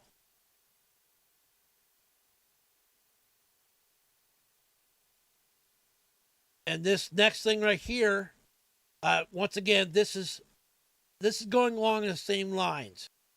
I could not believe I was actually watching this and hearing that somebody who made a joke on Twitter, a meme on Twitter, is now going to prison for up to possibly 10 years for doing this. It's insane. What happened to the freedom of speech? Even if you don't like what he said or like the meme, he still has the right to say it in this country. So let's watch it. This is just insane to me. And Tucker shows this as well, that he couldn't believe this was happening either. I think that's why he had this guy on this interview of David Mackey. If someone had told you even 10 years ago that you could be indicted by the federal government and go to prison for 10 years for making fun of Hillary Clinton on social media, you would not have believed it. It's a free country. We have free speech. But it turns out not only is that possible, it has likely become much more common because the actual war is over information. Yeah. One of its first casualties is a man called Doug Mackey, who during David the Mackey, Doug 2016 election I'm a made fun penguin, of I'm Hillary terrible Clinton names. on Twitter. And then a few years later found himself the subject of a federal raid, an indictment, and then a conviction. It's a shocking story. It's hard to believe it's happening in this country, but it is. Yeah. And to prove it, Doug Mackey joins us. I couldn't believe it when I was Doug, watching thanks so this. much for coming on. I'm going, this Thank you, actually Tucker. happened. So I've never even seen you in person before. You have not, I don't think, spoken about this publicly, or at least very often, since it happened. So give us just a quick background Sip on your who iced you coffee. are. While we watch. I read, I think, in BuzzFeed that you were a dangerous white nationalist militant. Are you? No, not at all. You don't seem it. Where are you from? I grew up in Vermont. In Vermont? Yes. Not This a guy's hotbed of going white away for nationalist militancy. possibly 10 years. And where did you go to college? putting a What meme were you on doing Twitter. during the 2016 election, et cetera? I graduated from Middlebury College, which Yes. is also in Vermont. Yep. And then I moved to New York. Tell you, we live I in lived there about clown 6 world. years. That's where I was at the time of the election, the 2016 election. What were you doing? So I had just left my job, but I was previously an economic researcher. So first, like a Wall Street firm or something like that? Something like that, corporate America. Yes. So what were you doing during the 2016 election? So I was posting a lot of stuff on Twitter under a pseudonym about the election. No, I'm not a proponent of doing that type of thing, but still, what he shows here is just kind of a joke. It's just crazy. Anyway. What kind of stuff? Pro-Trump memes, jokes, all kinds of links, that kind of thing. Why were you doing that? Just purely out of passion. Oh, so you like Trump? I like Trump, that's right. Why? I thought he was a breath of fresh air for the country. I think that his analysis of the problems with the country, with the ruling class of the country, I liked what he was saying, and I thought he had a positive vision for the country. Where were you politically before the 2016 election? I was sort of conservative. Previously, I was sort of libertarian, but... Now, I'm not watching this because I like politics. I'm not talking about politics on this channel. I'm watching it because of A, the power of technology, but B, because of our fundamental freedom of speech rights, like what I'm exercising right now to give my opinion on this, is being attacked from within. And it's wrong. Earlier in my life, I was sort of apolitical. So you weren't a lifelong political activist? No. But you got excited about Trump and you decided to support him on social media. At the time, did you think that was your constitutional right? Yes, absolutely. Why'd you think that? Well, I thought that this was America. I thought Right. we had a First Amendment. Okay. Due process Freedom rights. of speech. That we could criticize people in our ruling class. It looks like you thought wrong. So let's get specific about what you did, the crimes, the felonies that you committed on Twitter. This still floors I want to put this up. You posted this on Twitter. This is a meme. It says, "Save time, avoid the line, vote from home." And it's got a picture of Hillary Clinton. Text Hillary to this number. Did you make this meme? No, I didn't. Oh, you didn't create. That's even the worst part about this. He didn't even make the meme. He just posted it from somebody else. Create this. No. Where'd it come from? I found it on 4chan. Okay, so it was floating around the internet. Yeah, these kind of memes were floating all over the place. And you posted it on Twitter. What was the point of that? Well, pardon my French, but it was called a shit post. Yeah. We talked about this a lot at the trial. I testified. Wait a minute.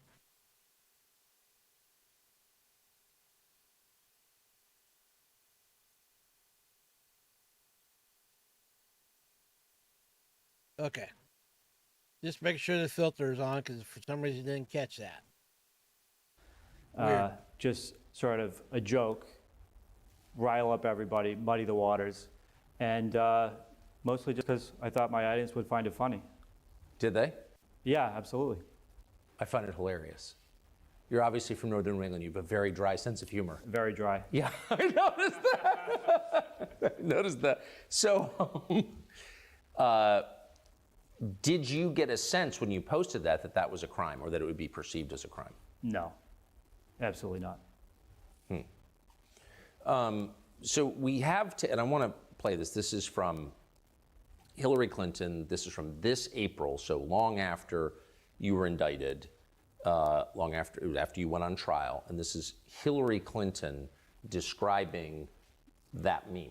There was just a trial in Brooklyn where a guy who had been one of the main, I guess he was one of the main people running memes against me in 2016. He went from what you could consider free speech. I mean, both Nancy and I have pretty thick skins. People say all kinds of things about us. But he went from that to running a very deliberate effort to mislead people about where and how to vote. So it went from speech to action meant to subvert the election because thousands of people who they targeted through their algorithms, I can text my vote for Hillary Clinton. So Hillary Clinton, I want to deconstruct that in some greater detail in a minute, but Hillary Clinton. I got to pause here and say, This is first off, from a technological standpoint, this is part of the problem. She's from an older generation, so she doesn't really totally understand the technology or how it works. The algorithm is not his, it's Twitter's. And even that, he would have to figure out how to really make the algorithm work for him. Plus, I'm not saying the meme was good or bad, but it sounds like to me his intention was not to actually deliberately derail her presidential run, but rather to just make a funny joke, to meme it, like so many people in this day and age do. I've made memes. Normally, I don't make memes about other people. I make memes about something as stupid and silly, like penguins or something. Or like the one I love that I made a long time ago was about that. There was about Baskin Robbins used to have 31 flavors, but then 32 flavors, but they got rid of that last flavor. And it was called Rainbow Clowns because it tasted funny. But anyway, I mean, that's silly. And this guy is being railroaded because of this. I could see maybe if she saw this as he sent millions upon millions of memes trying to trash her and things like that, that would be considered excessive. But I don't see that he's done that here. Maybe I'm wrong. Let's watch on. Apparently took that very seriously. You were using quote, algorithms to subvert the election with that meme. I don't even really know what she means by that. I don't know how, I guess you post something and it gets taken up into algorithms. I'm not exactly sure. I was surprised that she said that. Did you have personal algorithms that you used? No. Okay. No, it's just the algorithm that's on Twitter. Click a button. Yeah. So like everyone else on social media, you see something funny, you post it. That's right. Okay. So right. Describe the rest of your career on Twitter. So you're enthusiastic about Trump. I assume, are you being paid to post these things? No. Nobody's paying me. You're just a random guy who's amusing the hell out of yourself by pushing your candidate on social media. That's right. That's exactly right. So then what happens? How long were you on Twitter? Until 2018, mid-2018. Okay, but this criminal tweet is from 2016. November. So at any point did you think that you'd committed a crime or that others would think that you committed a crime? No. When did you discover that you were considered a felon by the U.S. government? Well, I had 8 to 10 law enforcement agents come and knock on my door at 7 a.m. 7 days after Joe Biden was inaugurated.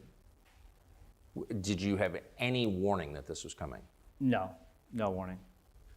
So what were you doing at 7 in the morning? I was sleeping.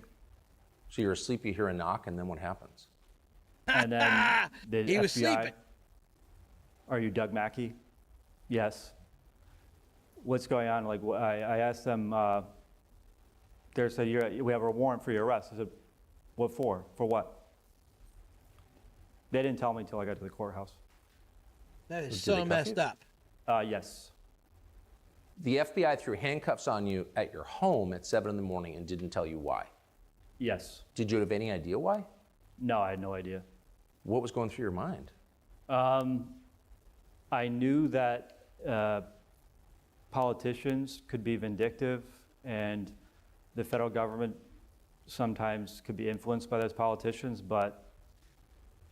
and I know that they can sort of get very creative with federal statutes. So if I was the enemy of their candidate, then I thought maybe they could cook something up. But this was an entire election cycle later. That was the weird part. But I knew that we had just had a transition of presidents.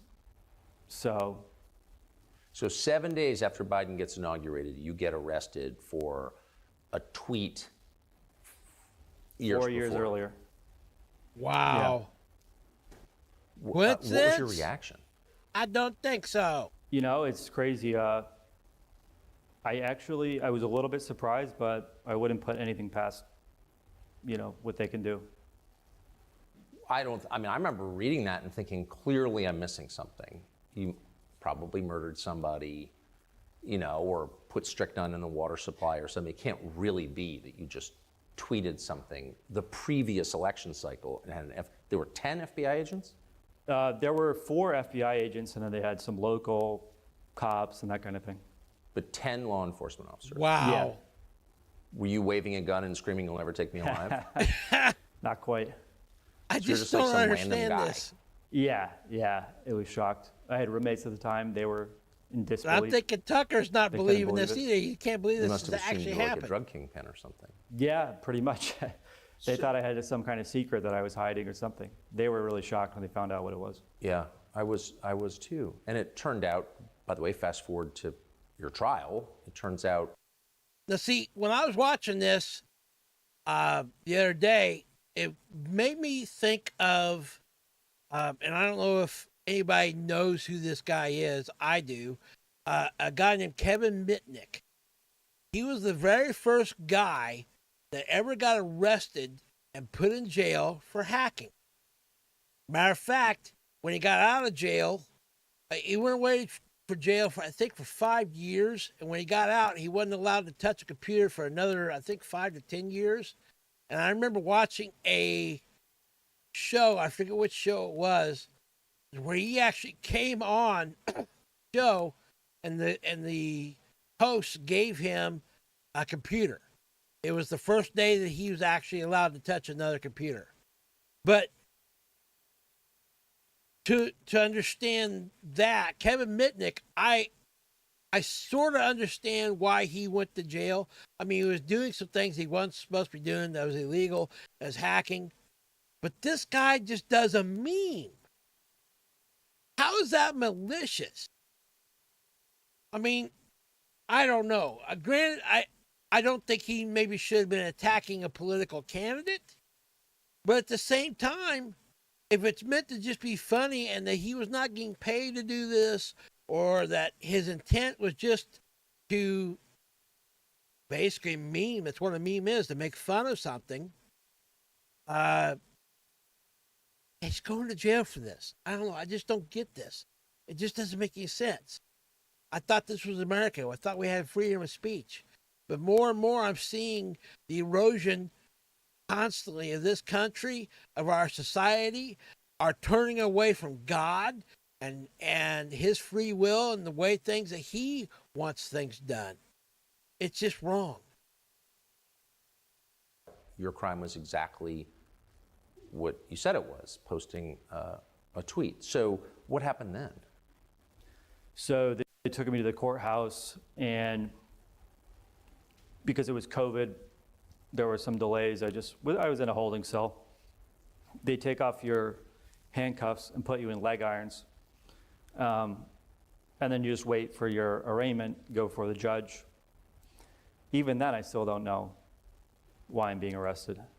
Wow. They got a public defender on Zoom. He has to wait until he goes before the speaking for judge you. to find out. And then, Wait, you're in leg irons and you have no idea why you were arrested. yeah, exactly. And not until I got a copy of the criminal complaint did I know what was going on. At what point was that? After the arraignment, and they let you go. They take He the was leg irons already off, arraigned? and they put you on the streets of West Palm Beach. I didn't catch that the first time I watched it. He How was far is already that from arraigned your before he house? found out what he 20 got miles. arrested for. But the worst part is I was going to bring my phone, my wallet, so I could call a friend or take a taxi home. They said, "Oh no, you don't need that. You don't need that. That's just going to delay things for you. You'll get out. It'll take longer for you to get out." So don't Yeah, bring they that. dumped him out 20 So miles my away from friends his home. were waiting for me outside, and then they didn't know how long it was going to be, so they left. So I get out of there, and fortunately, there was a really nice taxi driver that, one of the guys I was in a holding cell with, he helped me make it over to the train station where I could grab a taxi. Your new prison friends were helping you. Exactly, yeah. You join a gang? No. I'm sorry to make light of it. I just don't know. I You mean, joined a gang. In the old America, this would provoke an uprising. You can't do that. You're not allowed to arrest people for criticizing you. But the reaction to your arrest was very different. Describe it, if you would. Well, I mean, there was a lot of support, but, you know, I was on Rachel Maddow that night. I mean, they were, the left was really celebrating this. They were celebrating. They thought it was terrific. To arrest you for making fun of Hillary Clinton. Right. I mean, you're from this country. You grew up here. Did that surprise you? Yeah, I was pretty surprised, but I got to tell you. Yeah, so was I when I saw this. The left has sort of done a 180 since 2016. So if they celebrated your imprisonment, why wouldn't they celebrate your execution? Some of them would. Clearly. I think so. What kind of support did you get? Well, I got to thank you for you showcased my my arrest. The part that kills me is 10 years ago, this would not have been a thing. It would not have been an issue. He might have got a slap on the wrist or something, or somebody calling him and saying, hey, don't do that again. But to be arrested and sent to prison for this, 100% people, we are just in a clown world. I don't get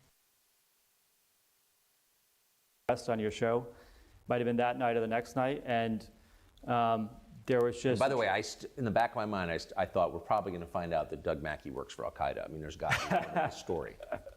Yeah, no, I mean, a lot of people felt that way. Well, it would have to be. They can't arrest you for making fun of Hillary Clinton. Yeah, anybody who learns the details of my case says, "That's it."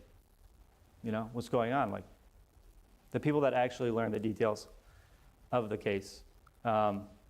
But there was a tremendous outpouring from the American people that maybe are conservative, but not necessarily, people that support free speech. Yes. People that don't support an abusive federal government. So. Yeah, people opposed to fascism. Speaking of Antifa opposes fascism, did they come to your aid? No. Oh, they didn't? No. I'm thinking they're not sincere. Surprising. What about the ACLU? They cheered on my arrest. Did you guess what Tucker said there? He said, I'm guessing they're not sincere. Tucker. The ACLU cheered on your arrest? Yeah. On what grounds?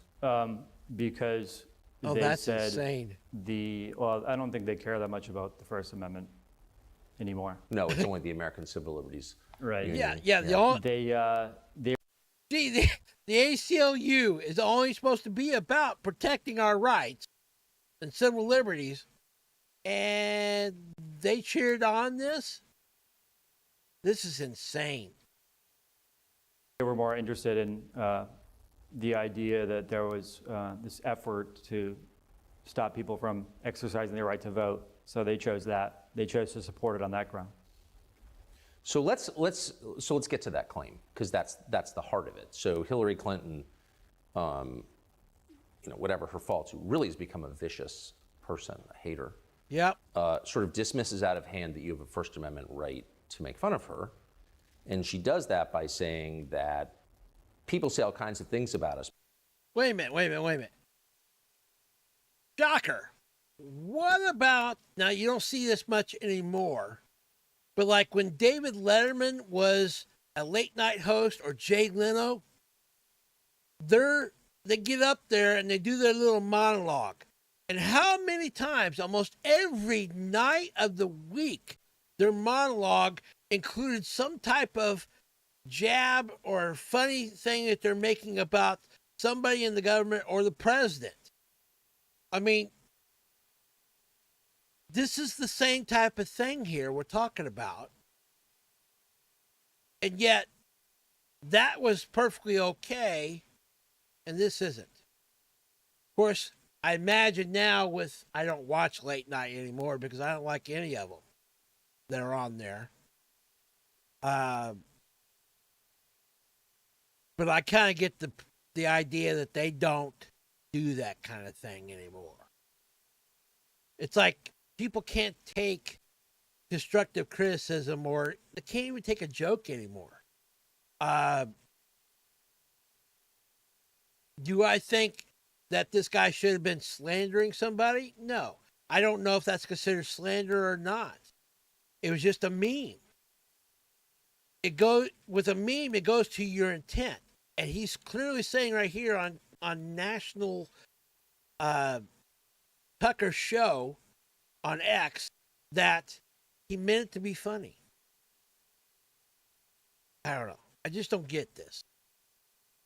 But his went from running a very deliberate effort to mislead people about where and how to vote, an effort to subvert the election because thousands of people who they targeted through their algorithms thought, oh, I can text my vote for Hillary Clinton.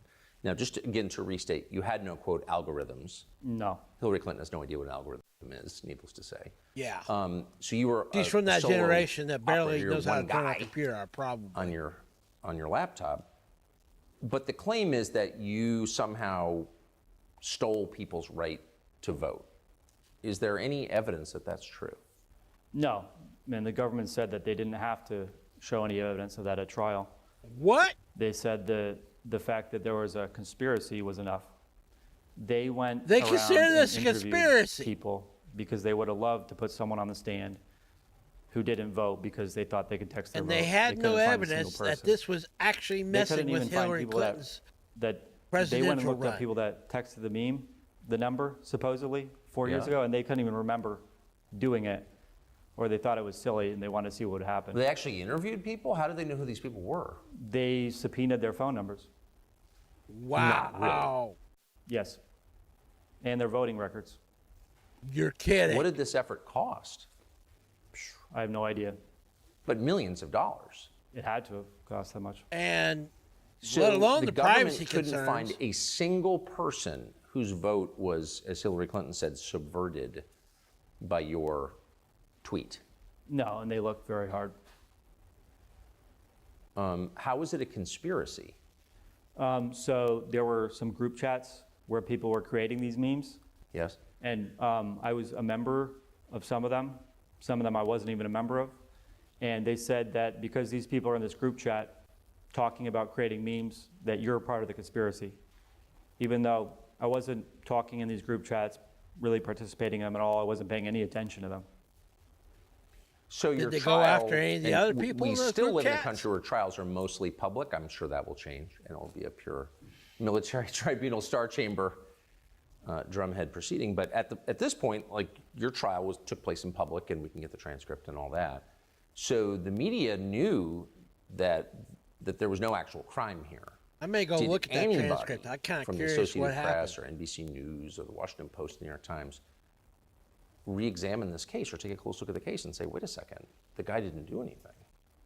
Not that I'm aware of. And these are crimes for which you could have spent 10 years in prison. Right. It felt to me like the media were cheerleading your prosecution. Oh yeah, definitely. Some of them. By calling you a bigot. Absolutely. Huh. The good year, I don't think you are a bigot, 3-year-old I mentality assume. comes back. But even if you were, that you're Unnamed. allowed to have your own views, correct? Right, yeah. No, I'm not a bigot, but like I said, this is America. Right. So why did you get convicted? So I got convicted. That's a great question. They basically put 12 people in a courthouse in Brooklyn and say, it's up to you to decide whether this meme was satire or whether it was an effort to trick people out of voting. So they get to decide. 12 people, they can drag you into a courthouse anywhere in the country because they say, since it's tweets, they go over wires, so they can charge this crime wherever they please. Yeah. So if you post a joke on the internet, a prosecutor could be the most conservative district or the most liberal district in America can drag you in and put you in front of 12 people who are going to decide whether you were joking. They're going to decide what your intent was. Did you think you were going to be acquitted? To be honest with you, no. I thought maybe the jury would hang, but I didn't think we would get 12 jurors voting for acquittal. Do you have any idea why they voted to convict? Well, I don't really have a lot of insight into that. But with this kind of a charge, they don't need direct evidence to convict. Okay. From a technology standpoint, why didn't they track down the person who made this meme in the first place and prosecute them? I mean, if this guy's guilty of that, then the guy who made the original meme is guilty as well. And there's no word of any of that. And I know it's possible they could track that stuff down because anything that goes across the internet, I know how networking works. Anything that goes across the internet has an IP address tied to it. That IP address, regardless of how many routes it gets to from point A to point B, is traceable and trackable somewhere along the way. Even if it's just stored in the routing table on a router somewhere or in the cache of that router. So I just don't understand. It doesn't make any sense to me. Convict you. So really, unless I'm misinterpreting what you're saying, you were convicted on the basis of what they claimed your intent was. That's exactly right. Exactly. They could not find a single person who was harmed by this. They could find no actual effect of this so-called subversion of our... Can anybody say thought police? That's what's next, people. If they are going to, not what you did, but they are arresting him because of what they think he did, what they think his intention was. Regardless if his intention was that or not, it is what their perception of it was. That's what they charged him with. This is insane. It's thought police. It really is. So much for a free country anymore. God help us. We need to pray.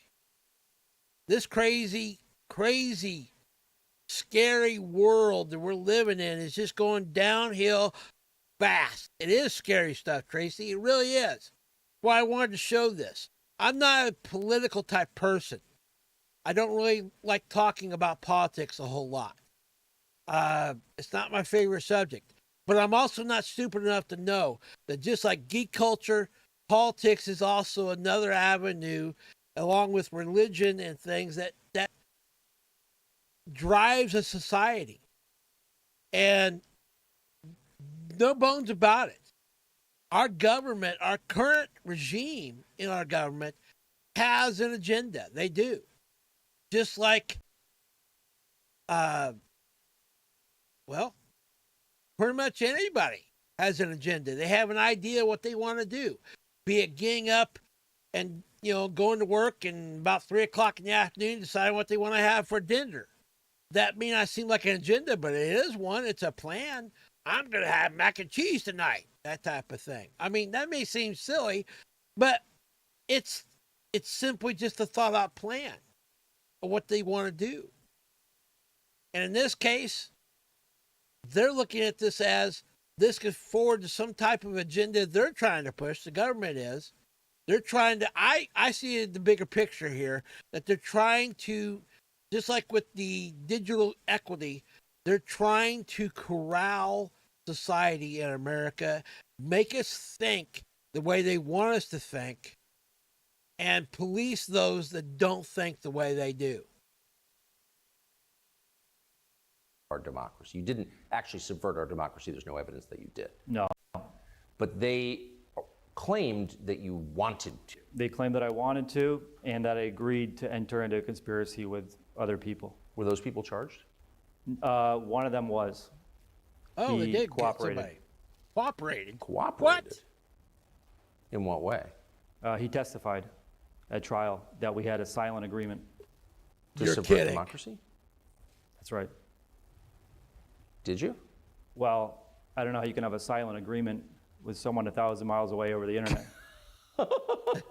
Had you ever met this person? No, never met him. I didn't even, at the time, November 2016, I had never even spoken to him one-on-one, or I don't even think in a group chat. Wow. What role did the Huffington Post play in this case? So I was posting pseudonymously, so they doxed me in 2018. Whoa! So you were not using your real name, as That's right. Many people don't, both on the internet and in literature. And a Huffington Post reporter decided to reveal your true identity. Yes. Who was the reporter? Luke O'Brien. Luke O'Brien. Wow. How did he find out who you were? Just through some, basically, people that leaked my name to him, basically. Huh. Disgruntled people, or whatever you want to call it. So because Luke O'Brien did this, you were arrested and faced 10 years in prison. Oh yeah, absolutely. I mean, their criminal complaint basically. I just can't wrap my little penguin mind around this. So it sounds like, in effect, Luke O'Brien, like so many journalists, is actually working for the national security state in order to imprison and destroy people who dissent. Could be. Did you notice what Tucker just said there? He just said that reporter is working for the national security state.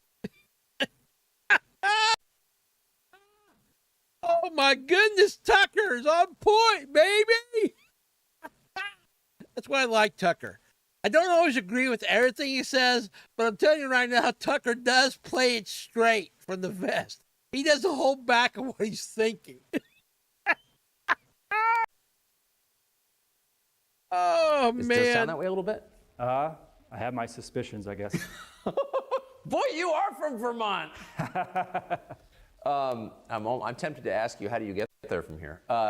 You have a right to be anonymous on the internet, obviously. Luke O'Brien's supposed to be like a reporter or something. Of course, if digital equity happens, your identity because that'll go out the window too. What was the effect, other than the federal indictment, of being doxxed by the Huffington Post? It was very difficult, personally, for me. Very hard on my family, very hard on myself, and very hard on my friends. So it was very difficult. You know, I lost a lot at the time, but I think it was also... Tell me what you lost. So I lost basically just friends. I had difficult relationships with family members. The friends you lost, I don't think were your friends in the first place. Because you were revealed to have said naughty things on the internet? That's right, yeah. Does sound kind of Soviet, doesn't it? Yeah, I think it does. Wow. Huh. Are you afraid to go to prison? I don't think so. How many guys from your class at Middlebury have gone to prison? None that I'm aware of. None that you're aware of, right. I mean, so I guess kind of what I'm saying is you're not from a world where it was expected you would wind up facing a prison term. No. How has this changed your view of the United States? Well, I don't know if that we're a free country. I'm not sure. I have my doubts, like I said. Yeah, I don't think we're a free country So anymore. if you can be thrown in prison for making fun of Hillary Clinton, I mean, does set a precedent, does it not? Yeah, yeah, it absolutely. does. I mean, the scary thing is, if they think that you're, conspiring on the internet, they can subpoena your entire life and dig through everything you've got. So, I mean, they can just make up what they think you're doing. Not only the fact come after you for that, pick you up and drag you to whatever federal district they want in the entire country, because tweets go over wires. Well, you made fun of Hillary Clinton in 2016 in a pretty lighthearted way, by the way. It's obvious now that she's evil. I mean, she would be delighted to see you go to prison, and that's evil. Just say it out loud. Did you know that about her when you mocked her in 2016? I don't know. I saw what she... I mean, any politician who roots for her critics to go to prison is by definition that's Idi Amin territory. Well, let me just put it this way. I saw her reaction I agree, Tucker. To when Gaddafi was murdered. Anybody that wants that, wishing somebody else harm. I think, if anything, we understated... That's just wrong. It's evil. Her darkness. Did members of Congress come out in support of you? Some have, actually, yes. In a meaningful way, in a way that helped you? I mean, I'm very grateful for it. I don't know what, I don't know how much power they have. I mean, they can maybe open investigations, that kind of thing. But so far, there have been some that have been supportive. Have any traditional liberals, other than Glenn Greenwald, come out in support of you? Very few and far between. It's been very few and far between. There are a couple and more libertarian types and some liberals, some who even might say like, oh, we don't like this. We thought this was a bad thing rather than just a shitpost or a joke. But, should we be charging these things with 10-year federal felonies? Should we? Like it's an open question. Should we really execute him? Tucker. So where does this leave you in life? So, I mean, like I said, I'm just very grateful. I'm very fortunate to have the support that I've gotten. Family, friends, and just regular people who have come to my support. So that, hopefully this will be an opportunity and not a, not, like I said, hopefully this is an opportunity. An opportunity for what? Well, there's something redemptive about suffering, so we'll find out. Yes, I think that's right. But I mean, wow. In the past several years since you were indicted, like how much of your life? At least he's looking at it positively, I guess. Well, I've got great lawyers that have handled it, a lot of it for me, but definitely a lot of time, a lot of hours, a lot of preparation for trial. And I think just the stress of it is very difficult, but at the same time, I think that you learn to roll with the punches. But does it ever, how much do you fight self-pity? To be honest with you, I don't like self-pity. Good. Doug Mackey, good luck. Thank you. We're definitely rooting for you. Actually, and I'm sorry on behalf of the country. Really destroy you mentally with all this. One of the worst things I've ever seen. Thank you very much. Yeah, I agree. Thank you very much. It's one of the worst things I've ever seen, too. I could not believe this when I saw this. I just don't get it. I don't understand. We are clearly in uncharted territory in this nation. We are clearly heading down a road that is so opposite of what God wants for us. And it just makes me want to pray more. Makes me want to just scream out about the injustice. It's not what this nation was built on. I think out of all the founding fathers that signed the Declaration of Independence and even the Constitution, all but maybe I think two were all Bible-believing Christians. Wholeheartedly believed that this nation was based on Christian principles. And to see, I think they'd be turning in their graves right now to see the way this nation's turned out so far. It is so far from what I think they had envisioned. And I know it's far from what God has planned for each one of us. It's pretty scary stuff. Normally, I don't like talking about such serious things. I like to stick with the geek culture, the tech stuff, and things like that. But I just saw this, and I just saw what was going to happen today with digital equity,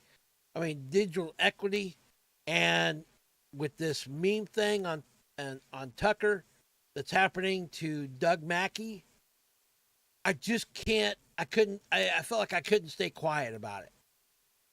I don't know. Hopefully that doesn't put me in the line of fire either. But this little penguin tries to keep things lighthearted and silly and slap things with a fish.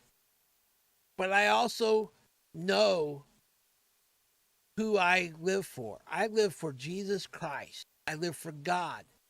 And he's the one that we all need to turn our lives back to.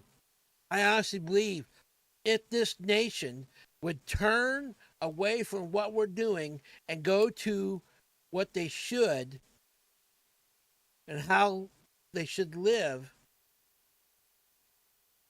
we'd be better for it. Matter of fact, that brings up a thought of a verse I'd like to share and end out this little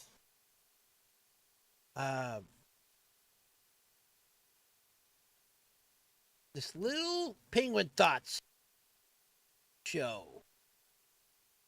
Let me find it real quick here. Give me a second. I'm bringing it up because I just now thought about it. And it may be a verse that some people have heard before. I don't know. But nevertheless, I think it's very, very appropriate to what needs to happen in this nation.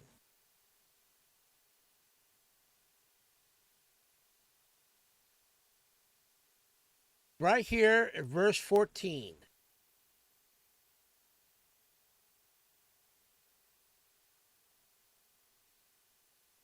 It says, "Then, if my people who are called by my name will humble themselves and pray and seek my face and turn from their wicked ways, I will hear from heaven and forgive their sins and will restore their land." In computerese, this is a if-then statement. If we, as supposed to be a God-fearing nation, America, would humble ourselves, pray, and seek the face of God and turn from the way we're heading right now, our wicked ways. That's the if part. The then part is this.